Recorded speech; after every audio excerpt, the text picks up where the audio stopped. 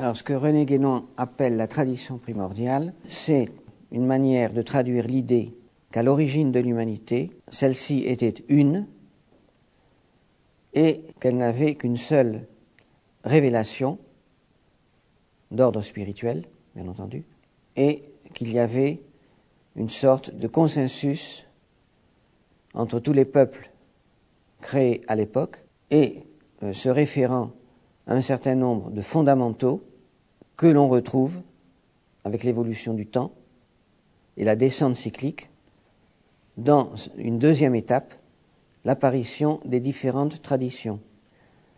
C'est-à-dire que la tradition primordiale, selon la loi d'entropie, finalement, va commencer à se fendre, à se disperser, et les peuples acquérant sans doute aussi une mentalité, une idiosyncrasie, je dirais, différente, ces différentes traditions vont s'appliquer à chacun d'entre eux.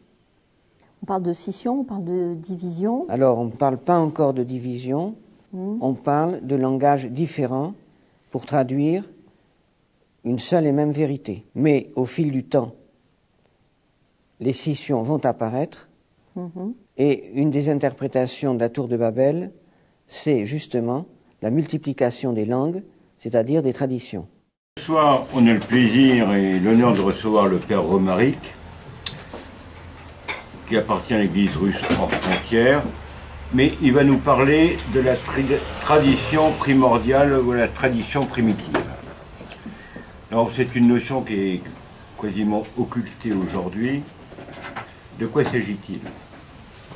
De bribes, de reliques, pourrait-on dire, de ce qu'a emporté les groupes humains après la dispersion de Babel. Les pères de l'Église font souvent référence à cette tradition primordiale. Bossuet encore dans ses écrits, et bien sûr Joseph de Maistre. Eh bien, il est fondamental de revenir à cette notion de révélation primordiale ou de tradition primordiale telle qu'elle est enseignée effectivement par les pères. Ce qui a même amené saint Augustin à écrire, par exemple, il n'y a jamais eu d'autre religion que la religion chrétienne. Ça peut paraître paradoxal, ça peut paraître scandaleux, mais pour autant, il est bien évident que Adam et Ève, une fois qu'ils ont été chassés du paradis, ils ont transmis à leurs enfants le contact direct qu'ils avaient eu dans le jardin d'Éden avec Dieu et la révélation positive qui avait été faite, ainsi que ce qu'on appelle parfois le proto-évangile, c'est-à-dire cette annonce du Rédempteur à venir, puisque au milieu des condamnations que fait Dieu à Adam et Ève lorsqu'il les chasse du paradis, il y a aussi l'annonce de la rédemption, puisqu'il dit à Ève que sa descendance écrasera la tête du serpent et que celui-ci la mordra au talon. Les pères de l'Église vont interpréter comme évidemment annonçant la venue du Seigneur, donc qui est un descendant d'Adam par sa chair, évidemment, deuxième personne de la Trinité par sa nature divine, et la morsure au talon symbolisant, d'après toujours les pères de l'Église, le fait qu'il ait dû passer par la croix pour vaincre justement le diable et la mort, pour justement racheter cette condamnation de l'Éden. On ne sait pas très bien à quel moment ça arrive, mais ce qui est certain, c'est que très rapidement, cette révélation primordiale, cette véritable religion, c'est-à-dire cette orthodoxie au sens étymologique, qui s'est transmise donc par Adam à ses descendants, va se perdre. La véritable doctrine de la révélation primordiale ne s'oppose pas du tout à cette évidence qu'on retrouve également dans la tradition la plus ancienne, qui est que notre intelligence peut arriver d'un point de vue naturel, je dirais, à l'existence de Dieu. Au contraire, ça complète simplement cela et ça donne la vision juste, la vision suffisamment critique et suffisamment précise, justement, de la raison pour laquelle d'autres religions ont pu se greffer, se développer, par un pervertissement, justement, par un oubli ou une déformation de cette orthodoxie primordiale, de cette révélation primordiale qui donc avait été transmise à Noé par ses enfants, hein, et qui s'est perpétuée même après Babel. Donc ce que je vais faire ce soir, c'est vous donner quelques exemples justement de ces restes de la révélation primordiale dans le paganisme. Je ne vais pas parler ce soir de l'islam et du judaïsme parce que les rapports de l'islam et du judaïsme avec le christianisme demanderaient vraiment une étude à part, hein. Ici, je vais vraiment me concentrer là-dessus sur des sources anciennes qui montrent que dans toutes les civilisations antiques, dans tous les paganismes antiques, il y a des restes justement de la révélation primordiale et que malgré toute la différence de noms, de géographie, etc., évidemment, on a des panthéons extrêmement différents, les dieux ont des noms extrêmement différents, etc. Il y a tout ce foisonnement païen. Et bien malgré cela, en fait, on remarque qu'il y a véritablement une racine commune. Hein. Jean Borella, l'intelligence et la foi. Chapitre 4. La révélation primitive ou la gnose originelle. 1. La métaphysique, telle que nous la connaissons, est un souvenir du paradis. Voilà notre thèse sur l'origine du langage humain et donc de l'herméneutique doctrinale. Il nous semble difficile de récuser cette affirmation. Nous nous trouvons en effet, on l'a vu, en présence d'un langage conceptuel à peu près universel, puisqu'il n'est pas tout à fait impossible de traduire l'une dans l'autre les différentes doctrines en lesquelles il s'exprime. Ce langage sous-jacent est donc le signe d'une origine commune à toutes les traditions intellectuelles de l'humanité. D'autre part, l'intelligence exigeant une actualisation de sa capacité cognitive, il faut bien une révélation, entre guillemets, active de la part de Dieu venant illuminer l'esprit humain. Toutefois, cette révélation s'adressant à l'homme primordial apparaît immédiatement évidente et connaturelle à l'intellect qui la reçoit. Elle n'est pas essentiellement saisie comme une obligation et une contrainte, mais comme une vision. Elle joue exactement le même rôle que la lumière physique qui révèle à mon œil l'existence des formes sensibles et sans laquelle il ne verrait rien. C'est bien la lumière qui actualise le pouvoir de vision de l'œil, mais elle disparaît dans sa manifestation même. L'œil éprouve alors qu'il voit par lui-même. Ainsi en va-t-il de la révélation métaphysique primordiale. Sans elle, l'intellect ne connaîtrait pas, mais il connaît en vertu de sa nature propre, pour cette raison évidente et fondamentale qu'il ne peut y avoir aucun autre mode de connaissance véritable. Ou c'est l'intellect lui-même qui connaît, c'est-à-dire qui a la capacité d'être informé par un existant quelconque, ou bien il n'y a pas de connaissance. Il est donc d'une nécessité absolue que l'intelligence participe elle-même à l'acte de la connaissance. Mais cela ne signifie pas qu'il n'y ait pas révélation, entre guillemets. Cette révélation, on le voit, se distingue nettement des révélations historiques qui, en conséquence du péché originel, n'apparaissent plus comme connaturelles au réceptacle humain, mais comme surnaturelles. Elles exigent alors la soumission.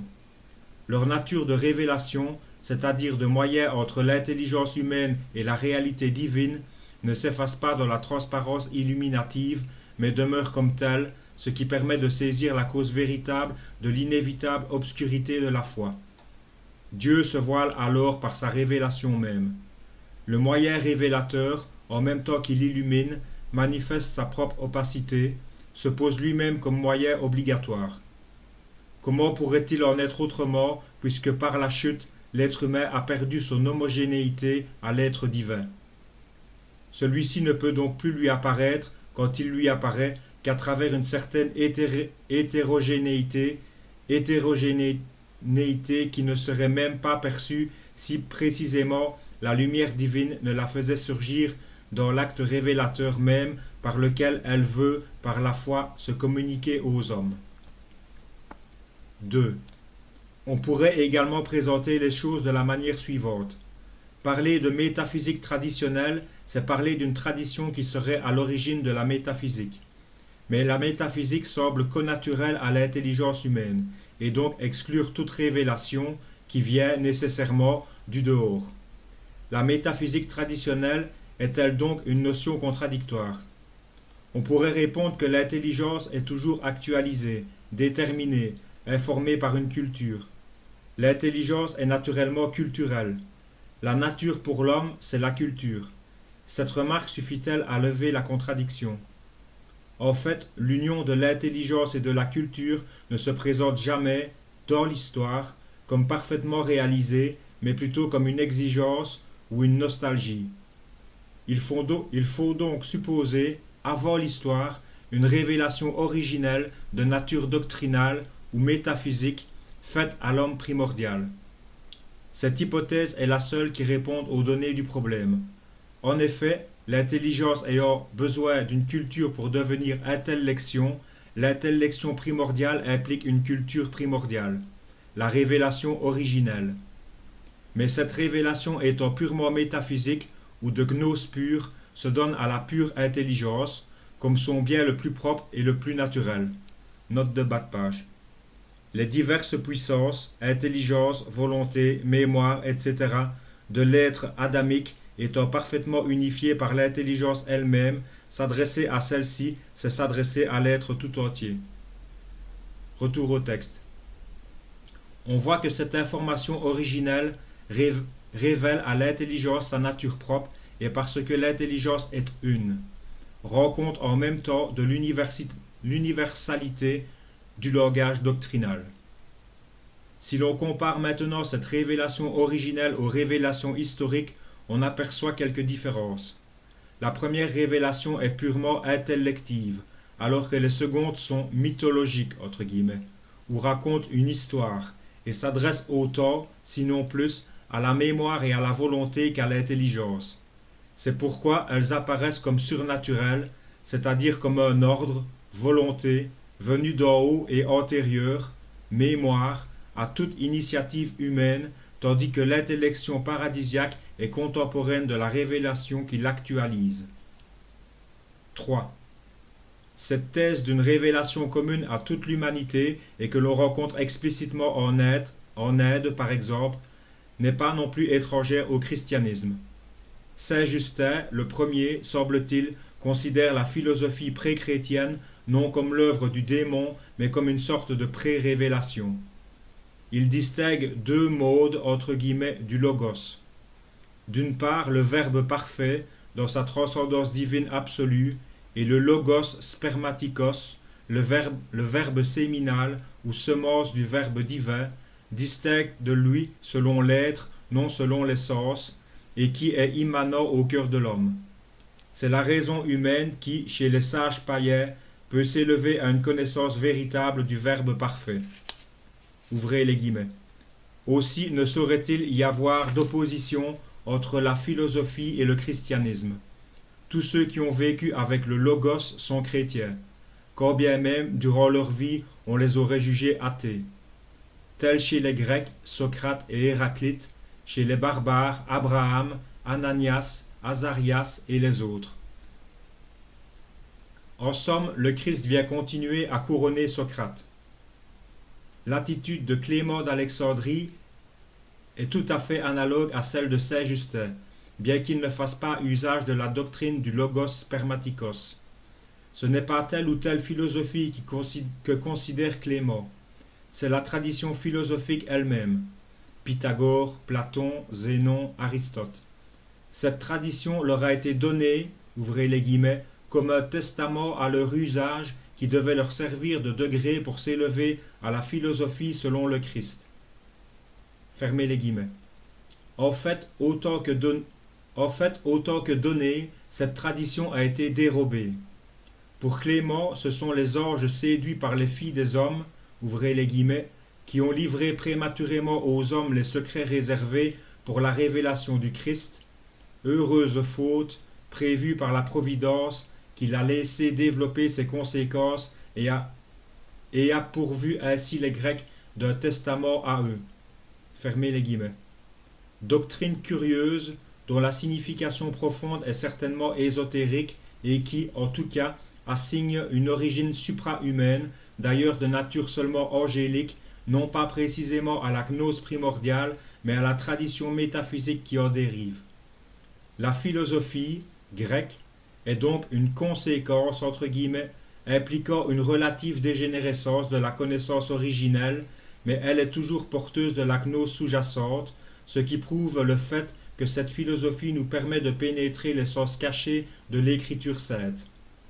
Au contact des dogmes de la révélation christique, les dogmes entre guillemets philosophiques révèlent donc leur véritable nature gnostique en nous ouvrant la gnose des mystères divins.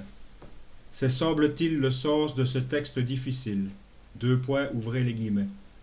Le rapprochement entre les dogmes prépare les fiançailles avec la vérité grâce à laquelle la gnose a suivi, car la philosophie n'est pas survenue par un dessein principal, mais à cause du fruit de la gnose, que nous recueillons quand nous trouvons la certitude d'une compréhension vraie dans la science des sens cachés.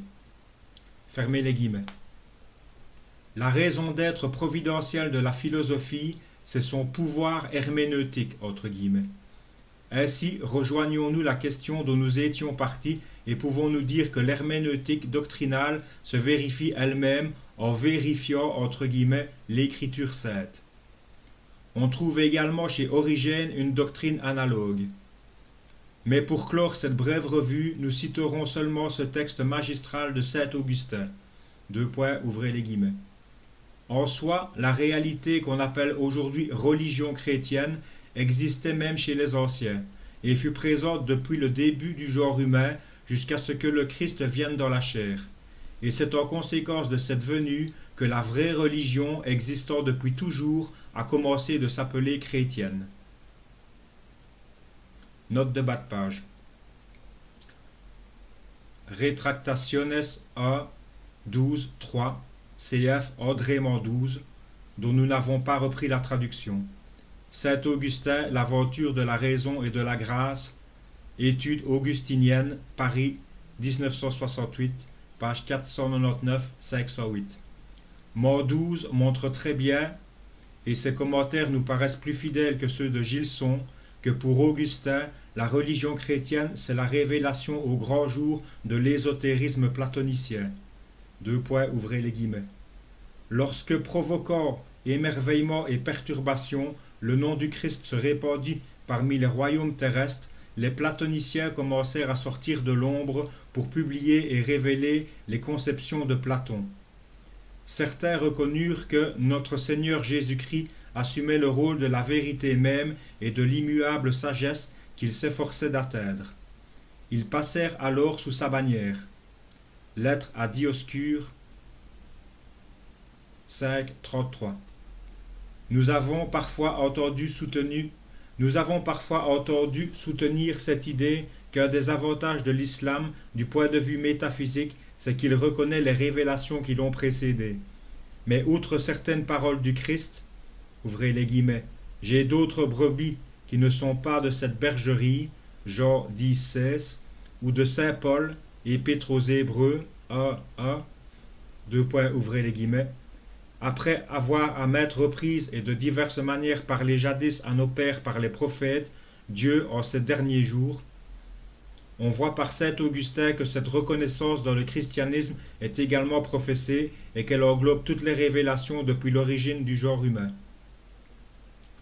Retour au texte. Notre thèse, dans son fond, n'est donc pas nouvelle.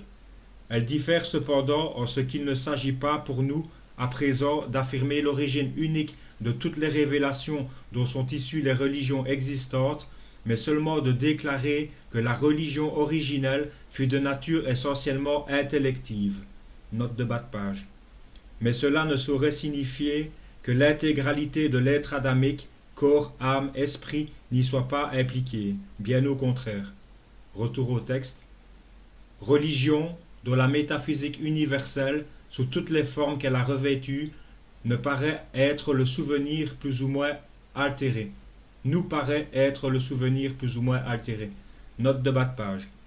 L'herméneutique doctrinale ou Vedanta Darshana relève, selon la terminologie hindoue, de smriti, qui signifie effectivement mémoire, souvenir, par opposition à la shrutri, qui relèvent de la perception auditive directe.